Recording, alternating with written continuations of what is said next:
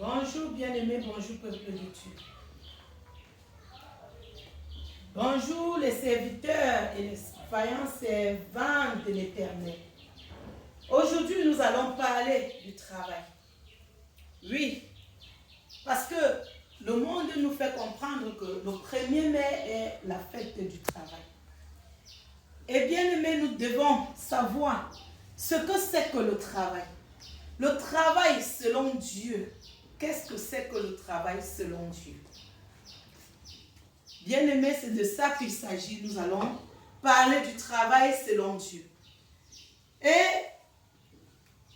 la Bible nous enseigne que le travail est un moyen par lequel Dieu pourvoit à la nourriture des hommes. Le travail professionnel du chrétien ne doit pas devenir un piège qui l'éloigne du Seigneur.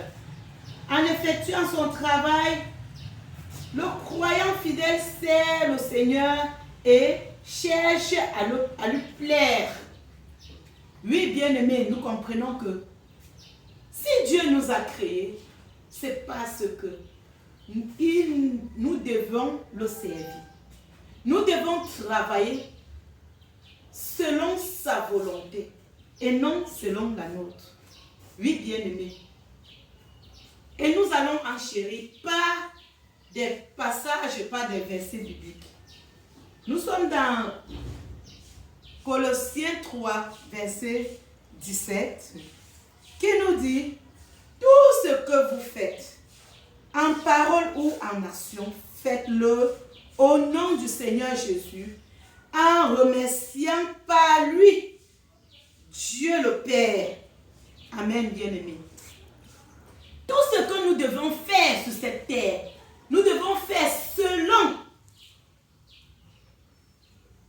la volonté de Dieu, tout en le remerciant. Pourquoi, bien-aimés? Parce que si Dieu ne nous accorde même pas ce moyen de travail, nous ne devons pas travailler. Si Dieu ne nous donne pas la santé, nous ne devons pas travailler. Si nous n'avons même pas ce Jésus en nous, nous ne pouvons pas travailler. Donc, bien-aimés, nous devons aussi même demander la sagesse. C'est quoi la sagesse, bien-aimés? La sagesse, je m'explique, est la connaissance de Dieu en nous. Est la crainte de l'Éternel dans notre vie. Nous devons d'abord avoir Jésus dans notre vie pour pouvoir demander quoi que ce soit. Pourquoi? Parce que la parole de Dieu nous dit « Cherchez premièrement le royaume et la justice de Dieu. Et tout le reste vous sera accordé par-dessus tout. » Le reste, c'est quoi, bien-aimé? Le travail, le mariage, les enfants, l'argent. Oui, bien-aimé, c'est ce que nous devons d'abord faire. C'est que ce travail. Nous sommes toujours dans Colossiens 3, à partir de 23, qui nous fait comprendre que quel que soit votre travail, faites-le de tout votre cœur, comme pour le Seigneur et non pour des hommes. Oui, bien-aimés, parce que nous comprenons, les gens disent que, il me dit de venir travailler pour lui. Il peut me payer combien? Il va même me payer combien? Bien-aimé, quel qu'en soit ce qu'on va te payer. La parole de Dieu nous fait comprendre que nous allons travailler, pas comme pour des hommes, mais comme pour Dieu. Comme pour Dieu, Seigneur, bien-aimé. Parce que quand nous travaillons avec, comme c'était pour Dieu, nous travaillons avec amour, parce que notre Dieu est amour. Oui, bien-aimé. Il y a plusieurs d'autres passages. J'invite chacun à chercher sa Bible.